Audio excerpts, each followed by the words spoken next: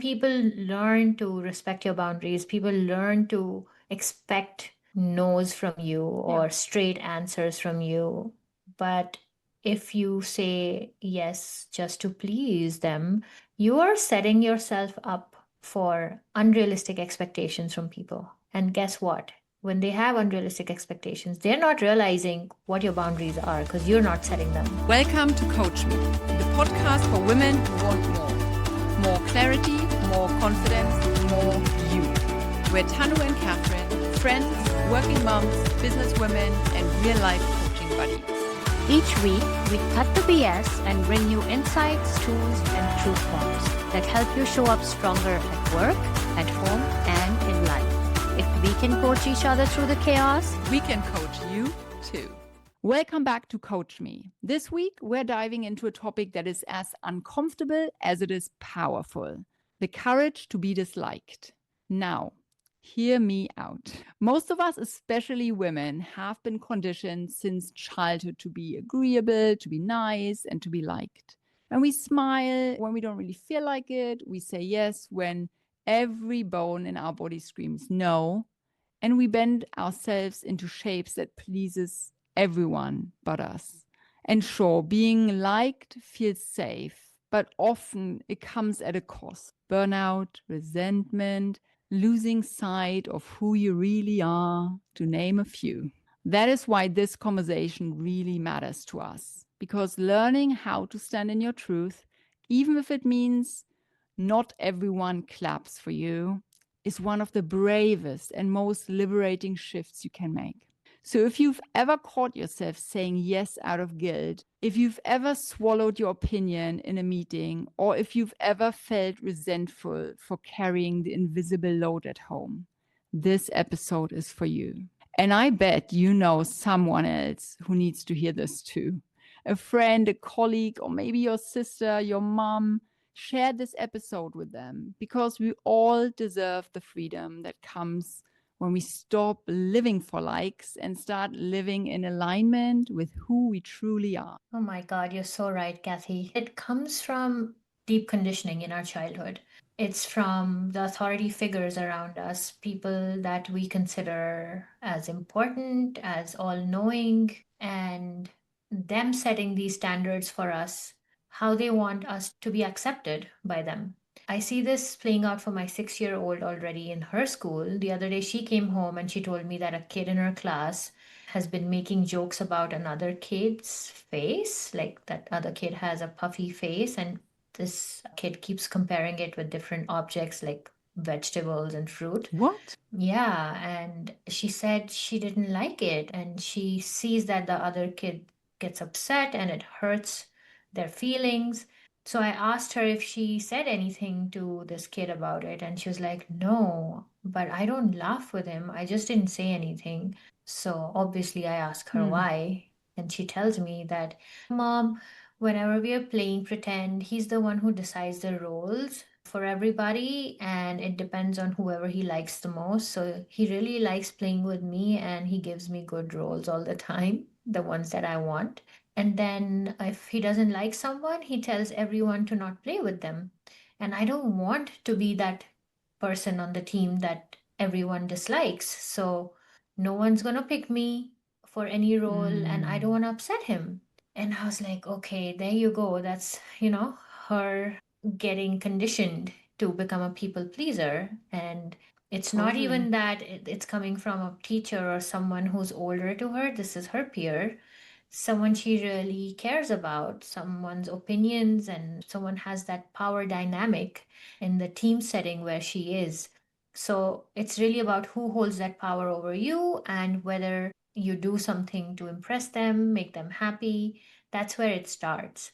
And as we grow up, we see this becoming like a conundrum of being liked versus being respected.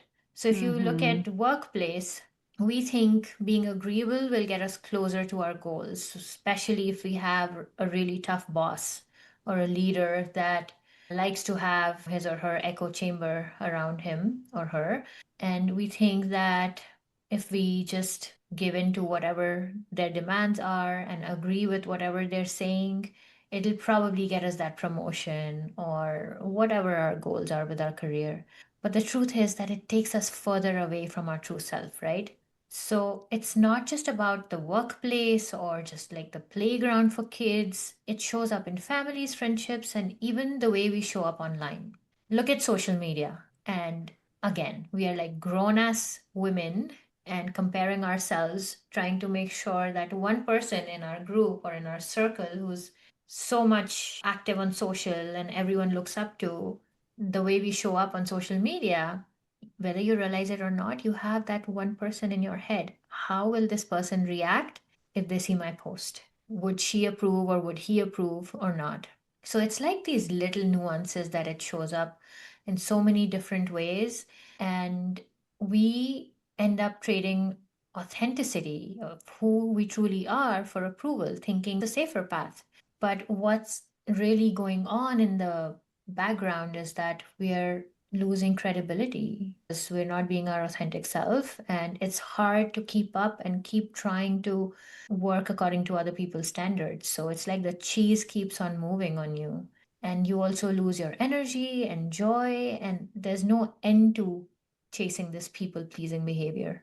Absolutely. And because it is touching every area of our lives, like you said, it's not just playground or workplace kind of issue. This happens in families, friendships, relationships, everywhere. That's why we thought it's so relevant for our audiences. I think it's really important to also think about how much you actually like yourself and why you want to be liked by others so much. Because there are a lot of people out there who say, I have a lot of love for myself. I take good care of myself. But in their actions, they don't show that. They rush around, they're stressed, they snap at people around them, and they don't stand up for themselves. They don't respect themselves in front of others to defend their boundaries, their values, their opinions. They shrink. And those are missed acts of self-love, right? So if you love yourself truly, you will also live a more authentic life by default, because that is what self-love is, to stay true to yourself, to not betray yourself, to not cheat yourself, and to not give up on yourself in favor of other people's opinions. So I look at the courage of being disliked as an act of self-love, because I truly believe that we can love ourselves by drinking that green juice every freaking day, and we can love ourselves by doing that workout or dressing nicely or going on that expensive holiday or something. Those are all surely acts of self-love and showing ourselves that we value our free time or our bodies or whatever. But showing ourselves that we truly value our character, our opinions, and what we stand for, and dare to stand up for ourselves, I think that is one piece of self-love that a lot of people miss, where we overstep our own boundaries, right? Where we choose to be liked rather than liking ourselves in that moment. Yeah, that is so So powerful. Such yeah, a powerful connection you made right there. And you know what it's bringing up for me? Self-acceptance. You can't have self-love without acceptance of who you are truly from the inside. yeah, embracing it. Yeah, and And for there was- that, you need Yeah. self-awareness first. Yeah. So that should come first. There is this lovely quote I told you a few days ago from Dr. Thema Bryant, who's a psychologist and a pastor. And she said, when you're a people pleaser, basically, it's like standing on your own wings. This is such a powerful metaphor for me, because I yeah. can see myself like standing on my wings, not being able to take off, not being able to be free. Yeah. Yeah, I can totally imagine it too. The weight of just getting in your own way. Yeah, literally. Imagine you'd say to a people pleaser, stop standing on your own wings. I think it's so sweet as well. Like, I believe you can fly, but you're the one stopping yourself, you know? Yeah. Yeah. Like you're assuming the power they have already. They Yeah, have wings. exactly. Yeah. It's something most of us, our audience, us included, are guilty of. And, you know, I've seen it with my clients time and time again, both in leadership roles, but also at home. You really have to be willing to say the hard things too. I think you said it earlier. You have to have that courage. And when you put it off, and we covered this in our week leadership episode as well, when you put off saying what you truly feel or what you really want or what you think you deserve, then you actually make the situation worse. People pleasing is like a short fix because you're uncomfortable with conflict, but putting it off makes it worse. And that conflict avoidance can create a toxic climate, because what do we do when we don't dare saying something to someone's face? We say it behind their backs. It's toxic. And it doesn't solve anything. So if we don't dare saying things, and if we say yes to someone to their face with a smile, and then behind their back we're like, oh my God, I don't want to do that, that actually carries that burden with you of not having resolved the situation when you had the chance to. Yeah. Wow, that's a lot to think about. And it's interesting when you brought up the point of self-love and self-acceptance. And now that you're talking about the consequences here, I can't help but think that there is some connection there with your gremlin too. At some point in the past, whether it's your childhood or some other situation where you showed your true, authentic self and there was a consequence for it. You got reprimanded, or you got told no, or you got rejected in some form, right? And you hold that so dear to you throughout your life that you get into a habit of pleasing other people or saying yes or not having boundaries because you think that's the way to protect yourself from that situation of rejection. You know, it's a myth that if I say no, they won't like me. So this happened with one of my team members when I was managing a bigger team in one of my previous jobs.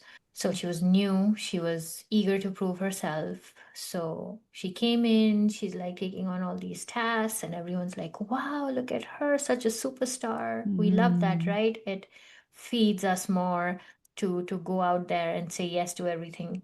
So on the surface, it was looking like she's committed. She has her heart and soul into this. But then something happened and she dropped a very, very critical ball with a client. And obviously, the client was furious. So that got escalated to me. And obviously, I had to do a sit down conversation and see what really happened.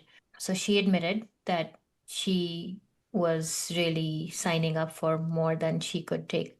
And she thought that she did it because if she said no, it would make her look like she's not a team player because she sees everyone else always helping out. That was a culture of the team. And there was another peer working on another client, similar kind of projects, and the projects were going on simultaneously. And that person, she had this perception of someone that says no a lot.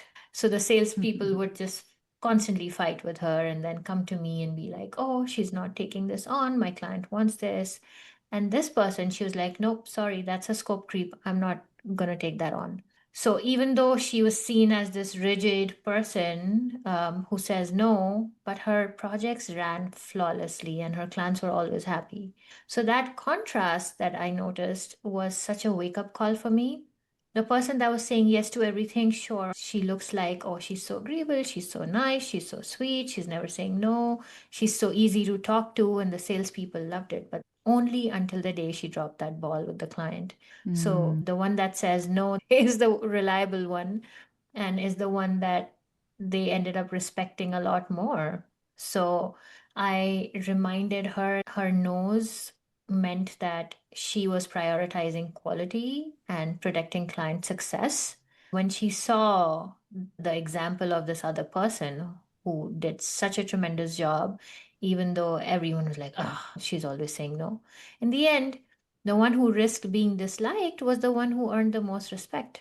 Yeah, and I mean, it's not always going to be as simple and straightforward as that, but I think it's a really great example that when you protect your boundaries and you work in line with your authentic true self and your values and your credibility or the quality of work you want to deliver or whatever it is, then you will automatically have to say no. If Something's got to give. Yeah. And in one colleague's example, her credibility had to give because she actually broke down and couldn't do it. And the other one, her reputation had to give for a bit, but it paid off because she got a really good outcome. Yeah. People learn to respect your boundaries. People learn to expect no's from you or straight answers from you. But if you say yes just to please them, you are setting yourself up for the longest time for unrealistic expectations from people. And guess what? When they have unrealistic expectations, they're not realizing what your boundaries are because you're not setting them.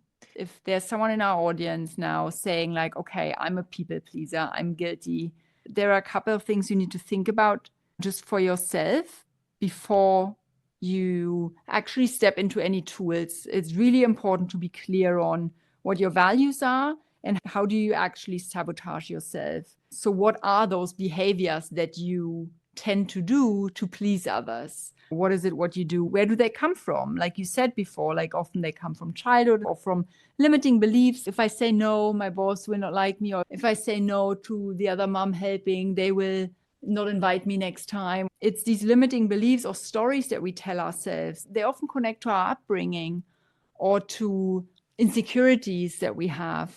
But it's really important. Whatever you do, you can't really step into fixing it until you are clear about what are my values and where am I sabotaging myself. So that's definitely the number one if you want to fix your people-pleasing addiction. And if you want to be learning to be disliked for the sake of yourself. Shall we step into some tools then? Let's do it. Cool. There is a tool that we wanted to bring to you today that's called the boundary reframe. And it's just a little rethink. When you say no to someone else, you say yes to yourself, actually. Just reframe that in your head.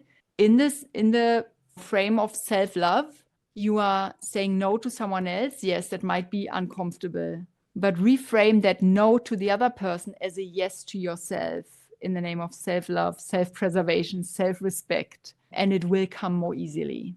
Yeah, and you don't have to say no for the sake of saying no. I guess it takes a little bit of understanding also where energetically you're getting drained, right? So you have to look at where is it that I can cut corners a little bit to give myself some slack. And that does not mean that you have to end up burning bridges or relationships, but really finding the areas where you're overextending yourself and start with those areas first. Totally. Then there is the likability audit, where you ask yourself, if I'm liked by everyone, where am I betraying myself? So you just audit a little bit. Is it right? Is it authentic? Is it truthful that everyone should like me? Or do I need to be liked by everyone?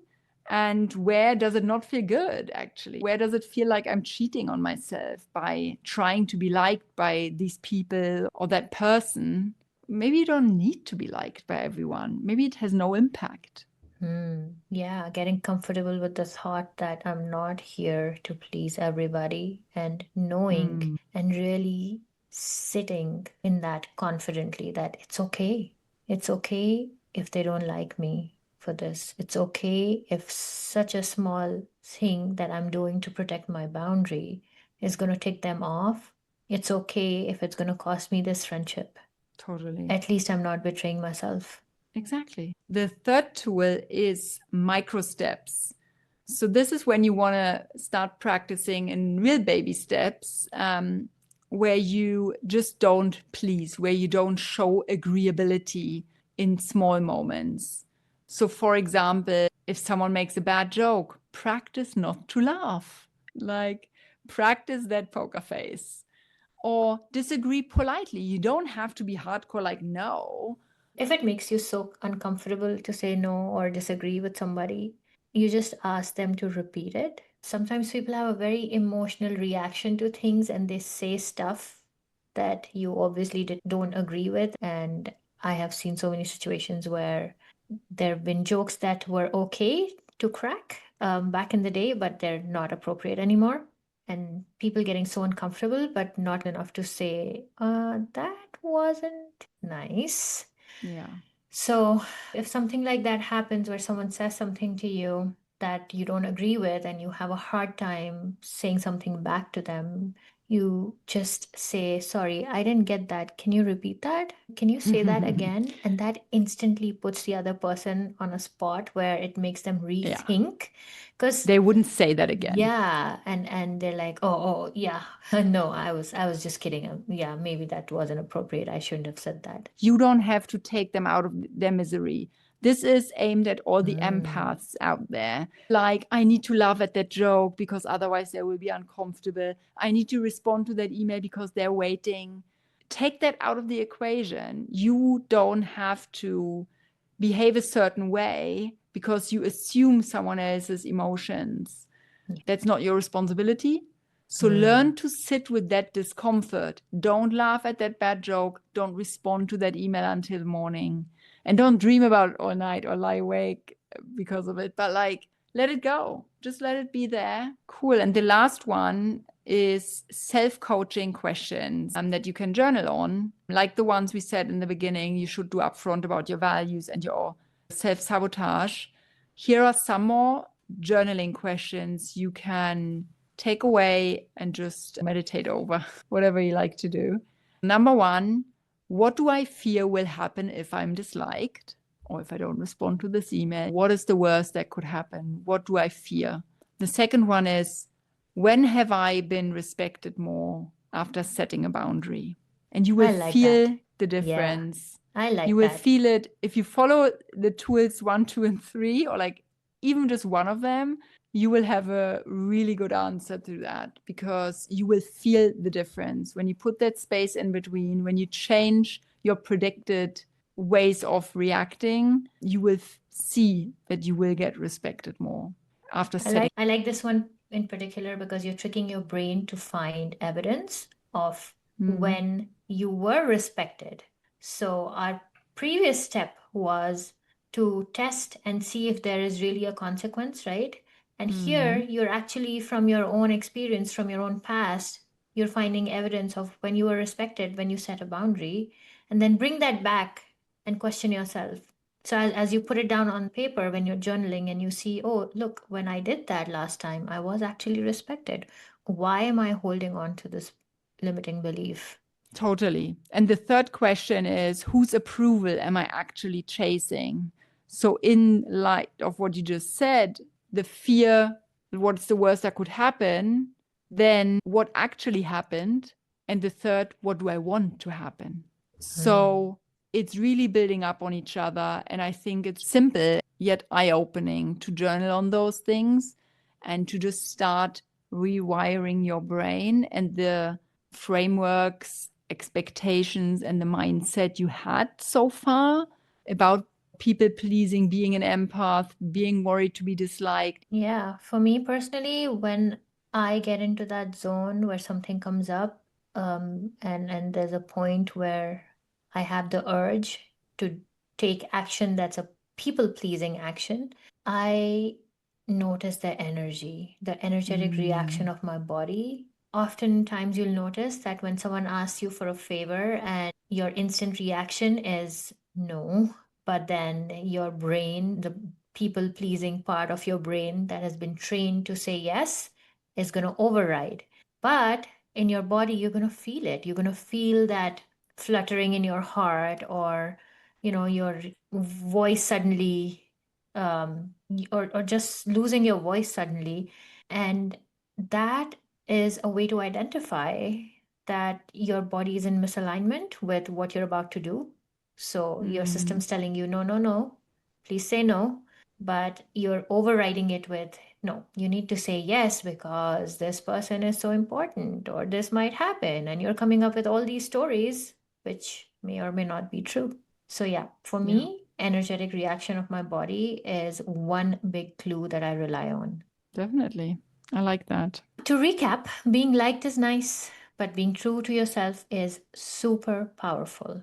If you don't want to be in this endless hamster wheel of chasing, being liked, and pleasing other people, going further and further away from your own values, just know that this behavior is ultimately working against you and you are actually coming across as weak. So go ahead, dare to be disliked. Your future self will thank you. And that's a wrap. Thanks for hanging out with us on Coach Me. Got a question or something you want us to coach through? Slide into our DMs or drop us a message. We might feature it on the next episode. And hey, don't forget to hit follow. Your future self will thank you. Just one more quick note. Everything we share here is based on our own experiences and coaching tools. It's not medical or mental health advice. So if you're struggling or need support, please reach out to a qualified professional. You've got this and we've got you. See you next time on Coach Me. That's it.